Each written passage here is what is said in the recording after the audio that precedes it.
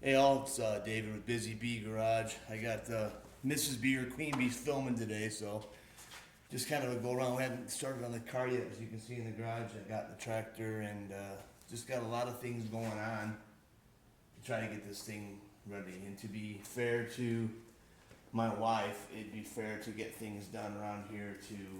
So I'm not getting focused completely on the car and not leaving things done. As you can see last video, I've since built the loft, got the loft up.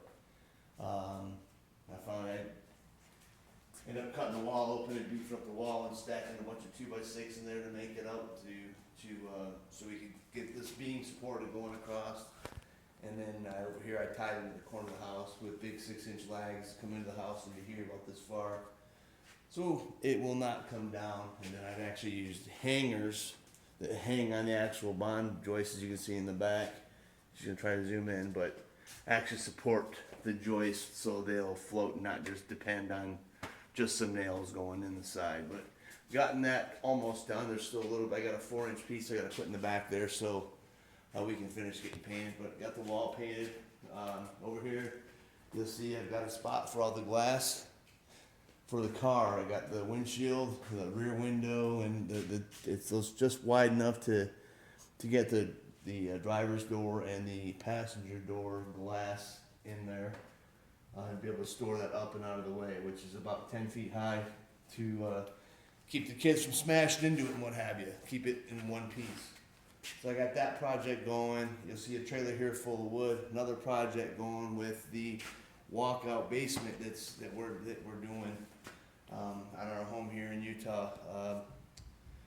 The houses around this area, people expect you go to sell it, that there'd be a walkout. Plus, it makes it a nice amenity if, the possibility that my sister may move out with her husband and that stuff to get away from where they're living. It'll be a separate entrance for a family.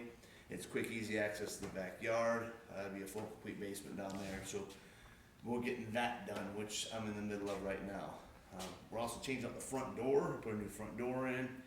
I kind of tripped out the neighbors, and I put some plywood in and wrote the word of paint condemned on it just to mess with them, because everybody in Utah likes to have fun as much as we can in a clean way. So, but yeah, I got that going on. So come over here and show you the front door where the glass is off. A cheaper way of doing it, if you guys are going to replace your door, the cheaper way to do this is to actually get your door, buy a door you want, have it finished.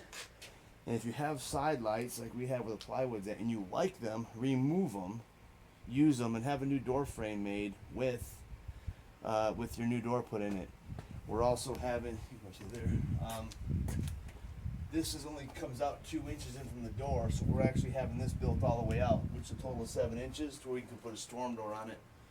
And we like a lot of natural light in the house, and that will allow us to open up the wood door and allow natural light in. It's a breeze when it's nice and cool in Utah. It's still in the high 90s here, and it's unbelievably hot. And here we are in September.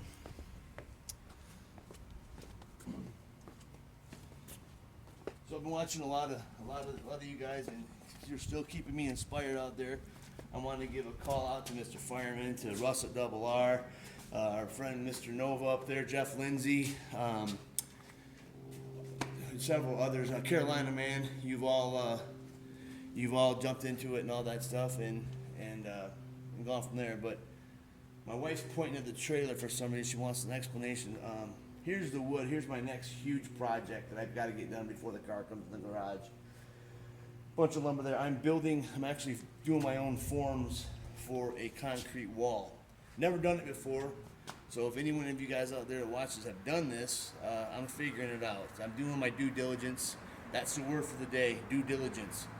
Researching, figuring out how they do it, asking questions and getting it. So went out and I ordered all the pieces for it, and we'll start getting this thing together, and we'll take pictures along the way and get it done. But here's my snap ties that will actually tie the wall together so we can get it done. Doing an 8-inch poured wall, and then you got your wedges to hold all that together. So I've got a whole slew of that stuff on the floor here to get it done. And I'll be getting that done my next rotation off here in the next few days when I go on to my weekend.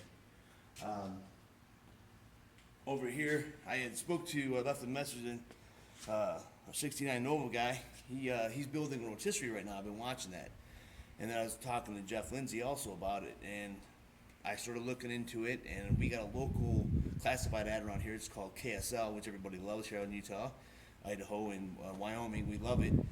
You get a lot of things. I've looked before for a rotisserie, never could find one. So I started gathering the prices on the steel, and let me tell you, it's expensive. So one afternoon, I got on there and I found a rotisserie off a man had made for his '69 Camaro, and I bought it. I paid less for this rotisserie than the guy has in steel. It's got good solid wheels on the bottom. They're good. They're poly wheels. It's strong. It rolls good. Bearing wheels rolls real well. Everything's adjustable. But I proposed a question, and I said I'd put this on the video today to 69 Nova guy, our Canadian friend watching. So to raise this up, to get my car up, and maybe I get some input from you guys, I've got two ways I can do this. I can get it on the lift, get this spun around and drop it down the side and be way up high, or I can get the car in here and jack it up and move it up. My thought is going and buying some cheap bottle jacks, mounting them here, and have them on a hinge so they can drop off, weld them off the side, have so they can drop out of the way so the car can spin once we get this in position, which would actually be the other way, and be able to raise it and lower it from there, raise and lower the car from bottle jacks on both sides. If you think it's a good idea, give me a thumbs up or give me some kind of idea on what we can do, but I want to be able to raise and lower the car while it's on the rotisserie to be able to move it around. The guy who built it did a great job on it. The gussets that are everywhere, the tying the wheels, just a great job, fully adjustable. Right now it's set up for a '69 Camaro. I believe I did the measurements, and the only thing I have to do to adjust mine is I'm gonna have to turn these out so I can grab mine. I think mine's just a smidge wider. Not quite sure. I haven't done the full measurements. So, but yeah, that's my idea of raising it and lowering it. Right now, if it's spun around, I'll put a plate on top here. I'll spin it around real quick.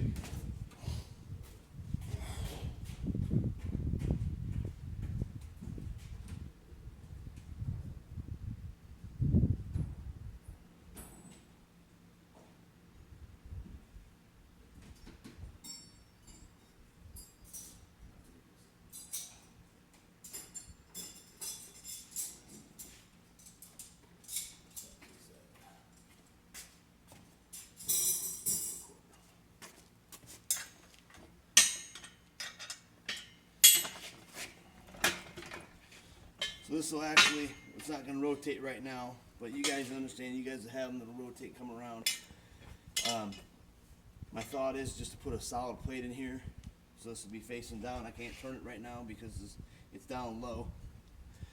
But turn it around and be able to jack it up and down, raise it and lower it with a bottle jack down below, and then pull a pin on it and drop it, and just weld on a hinge bracket to drop it out of the way. If it's a good idea, if you got something better on how you guys do it, it'd be great. As you can see in my garage, I do not have a lift yet, so I will be doing this with an H-bar system that we're gonna have tied to the ground, and I'll be actually using come-alongs to lift my car up to get it on here for right now until I get an allowance to get my new hoist.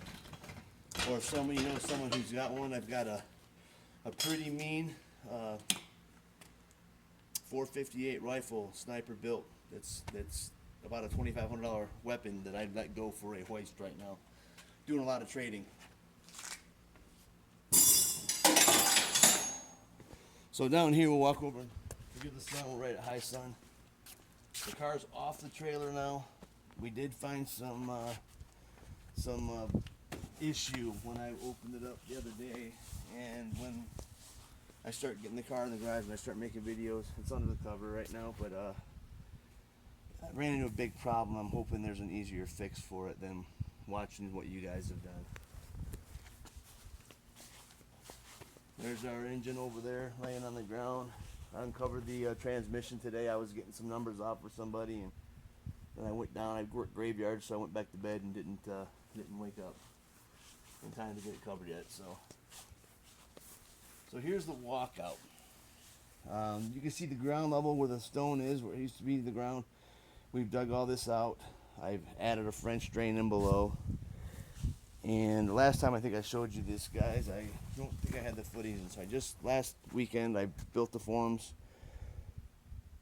poured all my footings. They're actually 12 inches deep and then 24 inches wide, and they're continuous footing. They actually drop all the way down and continue on over. So it's solid concrete, full of rebar. I still got to put my pins on the wall and epoxy those in to tie everything together from the house out. The one that's here that's to the left on the camera, that's going to be a short, or to the left is going to be our tall wall, and will be about 6.5 feet tall, and that's going to come all the way around where the driveway ends here, where the stairs come up. But the one on the right, our short wall, that's just going to come straight out 13 feet and end. But if anybody's ever done this stuff before, I'm all open for suggestions, because I have not really any clue of what to do and do it. I will figure it out. I've watched the videos and I've been learning on it, but definitely look for some advice, something that's easier. I got the plywood and the boards and that stuff. I heard the release agent just to use diesel fuel on it, to run diesel fuel, and it should be good to go. But one more thing I wanted to point out in here is maybe you guys can as far as tools for this, I'm looking to get a welder. I have to get an air compressor yet, and I get an air compressor yet. So if any of you guys know Miller, do I get Miller? What's another one out there? There's a whole bunch of them that are out there right now, and just kind of looking for. Basically, it's just gonna be for that car, and maybe up to 3/16 steel.